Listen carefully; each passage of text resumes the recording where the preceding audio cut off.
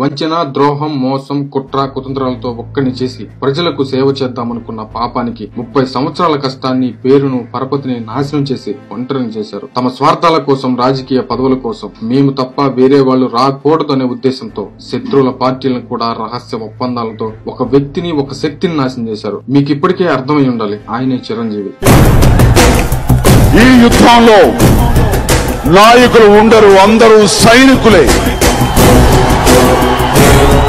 మీరంతా సైనికులే, నేను సైతం ఓ సైనికుడే మీతో. ఎంతో మంది అగ్రతారులు, సినిమా ప్రపంచాన్ని శాసిస్తున్న 3 ఫ్యామిలీలు, వాళ్ళ పిల్లలు, కోట్లాది మంది అభిమానులు ఒక సాధారణ కుటుంబం నుంచి వచ్చి అందరిని వెనక్కి నెట్టి నెంబర్ 1 ప్లేస్ ని కైవసం చేసుకుని మెగాస్టార్ అనే బిరుదుతో కొన్ని దశాబ్దాలు సినీ ప్రపంచాన్ని ఏలుతున్నారు. యువకుల రాజ్యం, భద్రం పెంచే బడుగుల రాజ్యం, మంగళకరమౌ మహిళల రాజ్యం, ప్రజారాజ్యం. అసలు మెగాస్టార్ స్టామినా అంటే ఏంటో ఖైదీ నెంబర్ 150లో తెలుస్తుంది. 9 సంవత్సరాల గ్యాప్ తర్వాత అసలు సినిమాలే వదిలేసి మళ్లీ వస్తే ఈ లోపల ఎంతో మంది స్టార్లు అయ్యారు. ఇంతకు ముందు మొత్తం 4 హీరోలు మాత్రమే ఉండేవాళ్ళు, కానీ ఈ మధ్య చాలా మంది ఉన్నారు. వాళ్ళ మధ్యలో మూవీని ఓపెన్ చేశారు. మూవీ రిలీజ్ అయింది. చిరంజీవిని ప్రశంసలతో ముంచెత్తారు. రికార్డ్ బ్రేక్, 150 కోట్ల పైగా సంపాదించింది. ఆ సినిమాతోనే గౌతమిపుత్ర శాతకర్ణి కూడా రిలీజ్ అయింది. సినిమా కూడా హిట్ అయింది, కాకపోతే 50 కోట్లు మాత్రమే వసూలు చేసింది. అన్ని సంవత్సరాల గ్యాప్ వచ్చినా కూడా చిరంజీవి స్టామినా ఇప్పటికీ అలాగే ఉంది. ఈ యుద్ధంలో నాయకులు ఉండరు, అందరూ సైనికులే. అలాంటిది ప్రజారాజ్యం పార్టీ పెట్టి ఏదో తన వంతు చేద్దామనుకునే పార్టీని నాశనం చేసే వరకు నిద్రపోలేదు. మీడియా, డబ్బు, కోవట్లు అందరూ కలిసి ఒక మంచి మనిషిని నాశనం చేశారు. ఒక మనిషి కాదు, రాష్ట్ర భవిష్యత్తును నాశనం చేశారు. ప్రజాస్వామ్యంలో ప్రత్యామ్నాయ పార్టీలు ఉండాలి, లేకపోతే రాష్ట్ర ఉనికికి ప్రమాదం. రాష్ట్రం అభివృద్ధి కాదు, ప్రజలకు ఖచ్చితంగా ఛాయిస్ ఉండాలి, కానీ 3వ పార్టీని రానివ్వరుగా. అసలు ఆంధ్రప్రదేశ్ లో 3వ పార్టీ ఎందుకు సక్సెస్ కాదు అనేది ఎవ్వరికి ఇప్పటిదాకా అర్థం కాని ప్రశ్న. ఉదాహరణకు అసలు ప్రజారాజ్యం పార్టీని ఎలా నాశనం చేశారని మాట్లాడుకుంటే, 1 మీడియా, 2 కోవర్ట్లు, 3 రహస్య ఒప్పందం. ఆపరేషన్ 1 ఉన్న అన్ని మీడియా ఛానల్స్ ఒక పార్టీ కనుసనల్లో ఉంటాయి. ఈ సమస్య ఇప్పుడు కాదు. ఎన్టీఆర్ పార్టీ పెట్టినప్పుడు మీడియా మొత్తం జాతీయ పార్టీ కనుసనల్లో ఉండేది. ఆ టైం నుంచి చిరంజీవి టైం వరకు, అంటే సోషల్ మీడియా లేని టైం దాకా ప్రజలు మీడియా మాటలంటే చాలా విశ్వాసం వ్యక్తం చేసేవాళ్ళు, నమ్మేవాళ్ళు కూడా.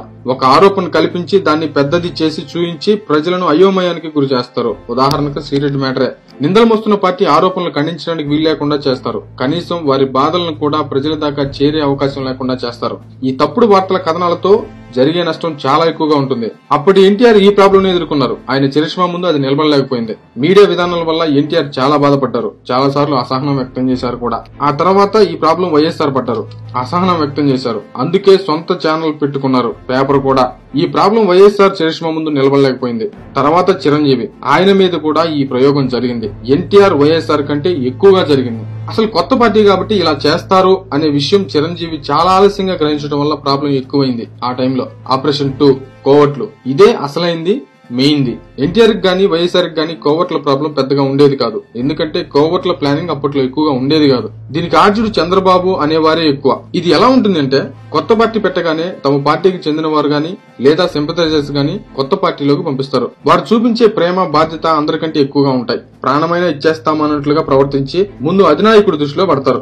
అధినాయకుడు నమ్మి పక్కన పెట్టుకుంటాడు. మీడియాతో ప్రెస్ మీట్ పెట్టి మాట్లాడే అంత అధికారం సంపాదించుకుంటాడు. ఆ తర్వాత ఎప్పటికప్పుడు వేరే పార్టీకి ఇక్కడ విషయాలు అందజేస్తా ఉంటాడు. చివరికి ప్రజలు కోవర్టు మాటలు నమ్మే వరకు వెళ్తాడు. ఇక ఎలక్షన్స్ వస్తున్నాయనగా వేరే పార్టీ వేసే నిందలను ఖండించకుండా సైలెంట్ గా ఉంటాడు. ప్రజలకు అనుమానం బలపడే వరకు ప్రవర్తిస్తూ ఉంటాడు. మీడియా కూడా వాళ్ళదే కాబట్టి సపోర్ట్ గా గట్టిగా అడిగినట్లుగా మీడియా యాక్ట్ చేస్తుంది. కోవర్ట్ మాత్రం నో కామెంట్స్ అంటాడు. దీంతో ప్రజలకు అనుమానం బలం పెరుగుతుంది. ఇదే విధంగా పార్టీలో గ్రూప్ రాజకీయాలు స్టార్ట్ చేస్తారు. చాలా చిన్న విషయమైనా కూడా సీక్రెట్ గా మీడియాకి అందజేస్తారు. ఇక మీడియా రుద్ది వదులుతుంది. ప్రజలకు కూడా అనుమాన బలం ఎక్కువ అవుతుంది. ఆ తర్వాత కొత్త పార్టీ అధినాయకుడిని కోవర్ట్ వచ్చిన పార్టీకి సపోర్ట్ ఇచ్చేలాగా ప్రయత్నాలు చేస్తాడు. ప్రయత్నాలు చేసినప్పుడు అధినాయకుడు ఆలోచిద్దాం అంటే చాలు ఈ మెసేజ్ మీడియాకి వెళ్లిపోతుంది. పలానా పార్టీకి సపోర్ట్ చేయనుంది అని మళ్లీ రుద్ది వదులుతారు. ప్రజలకు అనుమానం బలం పెరుగుతుంది. వీటితో తటస్థుల న్యూట్రల్ గా ఉన్న ఓటర్లు మొత్తం వీటిని నమ్ముతారు. అక్కడికి సగం ఓట్లు పోతాయి. వీటన్నిటిని చూసి కొత్త పార్టీ అధినాయకుల్లో భయం మొదలవుతుంది. కొత్త పార్టీ అధినాయకుడు వెల్ విషెస్ తో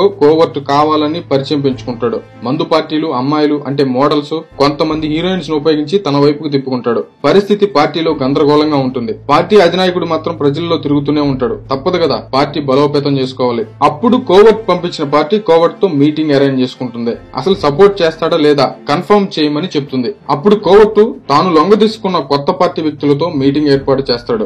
మీడియాలో వార్తలు వస్తున్నా అధినాయకుడు స్పందించట్లేదు.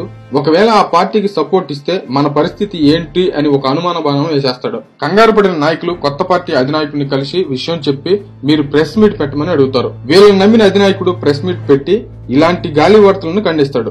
ఒకవేళ ప్రెస్ మీట్ పెట్టకపోతే కోవర్ట్ వచ్చిన పని అక్కడితో కంప్లీట్ అయిపోద్ది. పెట్టారు కాబట్టి ప్లాన్ బి కి వెళ్తారు. దీంట్లో భాగంగా ఫైర్ బ్రాండ్లను రంగంలోకి దించుతారు. కొంత గట్టిగా పర్సనల్ గా హట్ అయ్యే విధంగా ఫైర్ బ్రాండ్ మాట్లాడుతుంది. అది కూడా కొత్త పార్టీలో ఉన్న ఫైర్ బ్రాండ్ ని గెలుగుతారు. ఇక్కడ భయంకరమైన విషయం ఏంటంటే అప్పటికే కొత్త పార్టీ ఫైర్ బ్రాండ్ కోవర్ట్ చేతిలోనే ఉంటుంది. కోవర్ట్ మీడియాకు ఫోన్ చేసి కొత్త పార్టీ ఫైర్ బ్రాండ్ ని కదిలించమని చెప్తాడు. మైకులు తీసుకుని వచ్చి కొత్త పార్టీ ఫైర్ బ్రాండ్ ని గెలుగుతారు. పలానా పార్టీకి చెందిన ఆమె పలానా ఆయన్ని ఇలా అన్నారు అని చెప్పేసి రెచ్చగొడతారు. వీళ్లు ఆవేశంతో మాట్లాడతారు. అది పెరిగి పెరిగి పెద్దదవుతుంది. దీన్ని అదునుగా భావించిన covert party fire brand media మొత్తాన్ని పిలిచి మీ అధినాయకుడి బుద్ధి ఎలా ఉంటుందో మీరు కూడా అలాగే ప్రవర్తిస్తున్నారు అంటూ అధినాయకుడిని దీంట్లోకి లాగుతుంది. ఇంకా వాళ్ళ ప్రెస్ మీట్ వీళ్ళ ప్రెస్ మీట్ మీడియాలో మొత్తం రచ్చ అవుతుంది. ప్రజలకు అసహనం ఏర్పడుతుంది. ఒక ఫైర్ బ్రాండ్ ని సపోర్ట్ చేస్తూ మీడియా కథనాలు ప్రచురిస్తుంది. మళ్ళీ కొత్త పార్టీలో కోవర్ట్ ఆ పార్టీ ఫైర్ బ్రాండ్ ని రెచ్చగొట్టి మన అధినాయకుని అంటే మనం ఎలా ఊరుకుంటాము అని ఆ నాయకుని కలవమని చెప్తాడు. ఫైర్ బ్రాండ్ వెళ్లి కలుస్తుంది. అధినాయకుడు అన్ని నమ్మే విధంగా చెప్తుంది.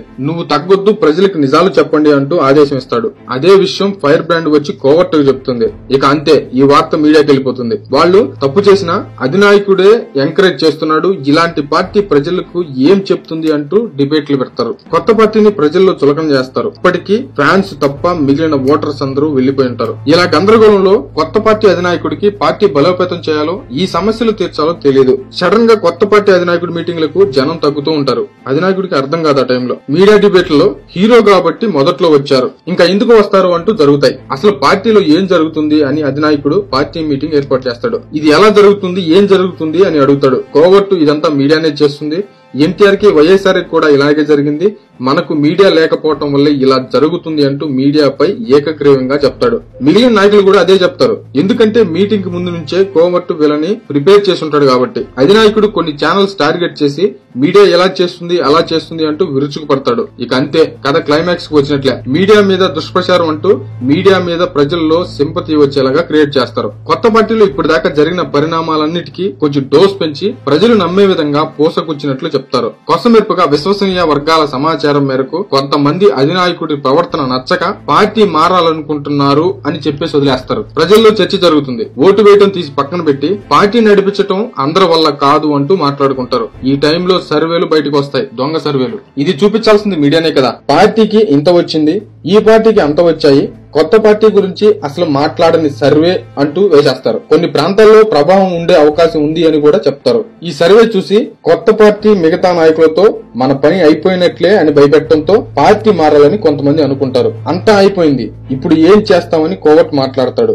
వేరే పార్టీ వాళ్ళు కొంతమంది నాకు తెలుసు, మాట్లాడమంటే మాట్లాడతానని కూడా చెప్తాడు. ఇప్పుడు అసలు పార్టీ అధినాయకుడితో మాట్లాడి కొంతమందిని కొత్త పార్టీలోకి చేరుస్తాడు. కానీ కోవర్ట్ మాత్రం చేరడం. తర్వాత కోవర్ట్ ని ఏదో ఒక ఛానల్ ఇంటర్వ్యూ చేస్తుంది. అందులో పార్టీ గురించి మెచ్చుకుంటూనే అసహనం వ్యక్తం చేస్తున్నట్లుగా నటిస్తాడు. ఎలక్షన్స్ వచ్చేస్తాయి, సీట్ల విషయం తేలాల్సి వస్తుంది. ఆ టైంలో కొంతమంది పార్టీ ఫండ్స్ ఆఫర్ చేస్తారు. దీనికి మీడియా సీట్లు అమ్ముకుంటున్న కొత్త పార్టీ అని ప్రచారం చేస్తుంది. చివరికి ఫ్యాన్స్ లో కూడా అసహనం వస్తుంది. ఆ తర్వాత కోవర్ట్ కావాలని ఆల్రెడీ ఇచ్చేసిన సీట్ కావాలని పట్టుబడతాడు. కుదరదు అని అధినాయకుడు చెప్తాడు. వెంటనే మీడియాలో వచ్చేస్తుంది కొత్త పార్టీలో అసంతృప్తి జ్వాలలు అని. ఆ పైన కోవర్ట్ పార్టీ మారుతున్నట్లుగా ప్రచారం జరుగుతుంది. కోవర్ట్ వెంటనే ప్రెస్ మీట్ పెట్టి ఈ పార్టీని చాలా నమ్మాను, ప్రజలకు మేలు చేస్తుంది అనుకున్నాను, కానీ పార్టీ ఒక విషవృక్షం అని పార్టీని భయంకరంగా తిట్టి నిందలు వేసి వెళ్లిపోతాడు.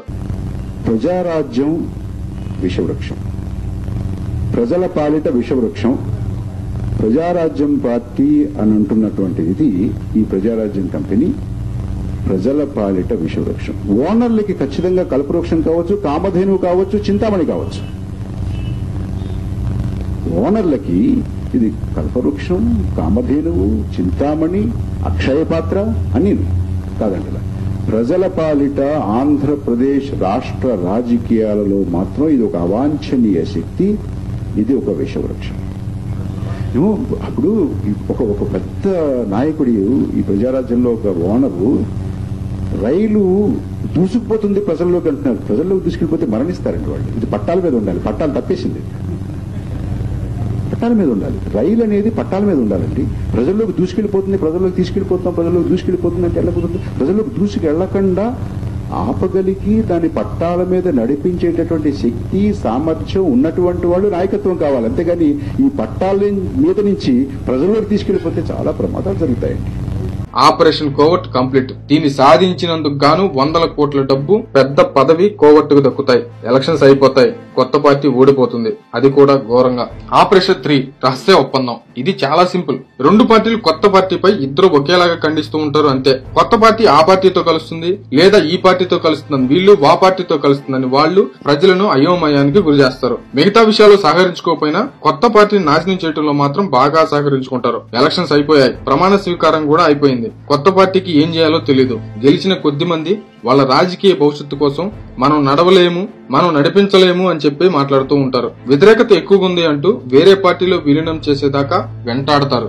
అప్పుడు అర్థమవుతుంది కొత్త పార్టీ అధినాయకుడికి అసలు రాజకీయం అంటే ఏంటో. ఇదంతా చెప్పింది ప్రజారాజ్యం గురించి. ఎన్నో ఆశయాలతో వచ్చి పార్టీ నాశనం అయిపోయింది.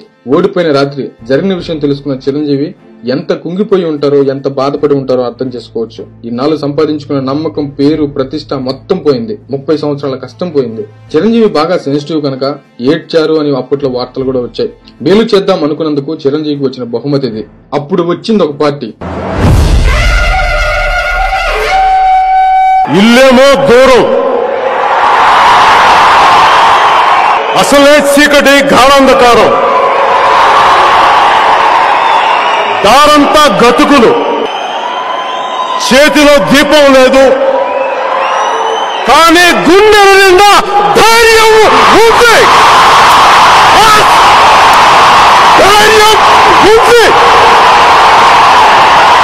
ధైర్యం ఉంది. అసలు పూర్తిగా రాజకీయాన్ని కాదు, ఏపీ రాజకీయాలను అర్థం చేసుకుని దిగింది ఒక సింహం. అదే జనసేన. ఎదుటి పార్టీ చేతుల్లో ఉన్న శక్తులు మూడింటిని బాగా అర్థం చేసుకుని దిగింది ఈ సింహం. ఒక్కొక్క ఆయుధాన్ని పవన్ కళ్యాణ్ నాశనం చేశారు. ముందు ఒక పక్క పార్టీపై పట్టు పెంచుకొని, ఒక పక్క ప్రజల్లో విశ్వాసాన్ని పెంచుకుంటూ, రహస్య ఒప్పందాలను తిప్పికొడుతూ, జర్నలిస్టుగా, నాయకుడిగా, అన్నగా, సేవకుడిగా అన్ని బాధ్యతలను నెరవేరుస్తూ ముందుకు సాగిపోతున్నారు. ఇక్కడ మీడియా, శ్రీరెడ్డి, కత్తి మహేష్ జనసేనకు శత్రువులే, కానీ జనసేనకు వాళ్ళ వల్లే మేలు జరిగింది. కత్తి మహేష్, శ్రీరెడ్డి వల్ల మీడియా అనే అస్త్రాన్ని నాశనం చేశాడు పవన్. మిగిలిన పార్టీలు కత్తి మహేష్, శ్రీరెడ్డి అనే కొరివితో వాళ్ళ తలను వాళ్ళనే గోక్కునేటట్లు చేశాడు. నమ్మి నష్టం జరిగే వరకు చిరంజీవి చూసుకోకపోవటం వల్ల నష్టం జరిగిపోయింది. మీడియా నమ్మిన శ్రీరెడ్డి, కత్తి మహేష్ తో పవన్ కళ్యాణ్ క్రియేషన్ వల్ల వాళ్ళ వేలితో వాళ్ళ కంటిని పొడిచాడు పవన్ కళ్యాణ్. వారికి తెలియకుండానే జనసేన కోవర్ట్లుగా శ్రీరెడ్డి, కత్తి మహేష్ ని పవన్ కళ్యాణ్ ఉపయోగించుకున్న తీరు అద్భుతం. ఇప్పటికీ కూడా శ్రీరెడ్డి, కత్తి మహేష్ వల్ల జనసేనకు లాభమే తప్ప నష్టం ఏమాత్రం లేదు. ఇది రాజకీయం అంటే. అలాగే కోవర్టులను కూడా పవన్ ధీటుగా ఎదుర్కొన్నారు. ఒక కన్ను ప్రజలపైన, ఒక కన్ను కోవర్టుల పైన పవన్ కళ్యాణ్ పెట్టారు. జనసేనలో కోవర్టులు ఉన్నారు అని పవన్ కళ్యాణే చెప్పారు. వాళ్ళ కంటితో వాళ్ళ వేలినే పొడిచారు. ఇక రహస్య ఒప్పందం, అక్రమ సంబంధాల గురించి, ఒప్పందాల గురించిన అస్త్రం కూడా ప్రయోగించారు పవన్ కళ్యాణ్ పైన. అసలు వాళ్ళు చెప్పే మాటల మీద నమ్మకమే ప్రజల్లో లేదు. చెప్తే ఎవరు నమ్ముతారు? విలువలను కాపాడుకుంటూ, జరిగిన నష్టాన్ని పూడ్చుకుంటూ పవన్ కళ్యాణ్ చేసిన పని, ఆయన జీవితాన్నే త్యాగం చేసిన తీరు ఇప్పటి వాళ్ళు చెప్పుకోకపోయినా రాబోయే తరాల్లో చరిత్రగాను, ఒక రాజకీయ ట్రెండ్ గాను నిలిచిపోతుంది. చదువుకున్న వారికి, మార్పు కోరుకునే వారికి తప్ప చదువుకోని నార్మల్ ఓటర్లకు ఇది అర్థం కాదు.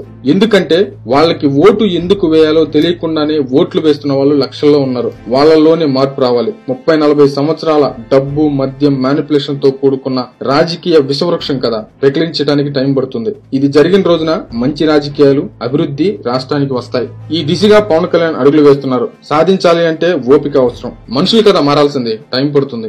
ఇదంతా ఓకే, అస్త్రాలు మొత్తం నాశనం అయిపోయాయి. ఓడిపోతున్నామని తెలుస్తుంది. ఏం చేయాలో తెలియక పర్సనల్ అటాక్ కి సిద్ధపడుతున్నారు. అంత దిగజారిపోయారు. ఈ లోపలే ఎలక్షన్స్ వచ్చేసాయి. ఏం జరుగుతుందో చూద్దాం. ఇక లాస్ట్ గా పవన్ కళ్యాణ్ ఇలా ఎందుకు చేశాడో ముందు చిరంజీవికి అర్థం కాలేదు, అలాగే వాళ్ళ ఫ్యామిలీకి కూడా. తర్వాత అర్థమైంది. చిరంజీవి మీద వేసిన మరకల్ని పవన్ కళ్యాణ్ తన జీవితాన్ని పణంగా పెట్టి కడిగి పారేశారు. స్వచ్ఛమైన ముత్యాన్ని బయటికి తెచ్చారు. అప్పటి మోసాలను, చిరంజీవి నిజాయితీని బయటపడేలా చేశారు. మంచివాడు ముందు ఓడిపోవచ్చు, ఖచ్చితంగా గెలుస్తాడు. ఇది చిరంజీవి పవన్ కళ్యాణ్ కి సరిగ్గా సరిపోతుంది. పవన్ కళ్యాణ్ కి జీవితాన్ని ఇచ్చిన ఒక గురువుగా, అన్నయ్యగా ఆయన రుణం తీర్చుకున్నాడు పవన్ కళ్యాణ్. చిరంజీవి కుటుంబానికి రక్షగా, అడ్డంగా నిలబడిన పవన్ కళ్యాణ్ చిరంజీవికి తమ్ముడిగా దొరకటం చిరంజీవి అదృష్టం.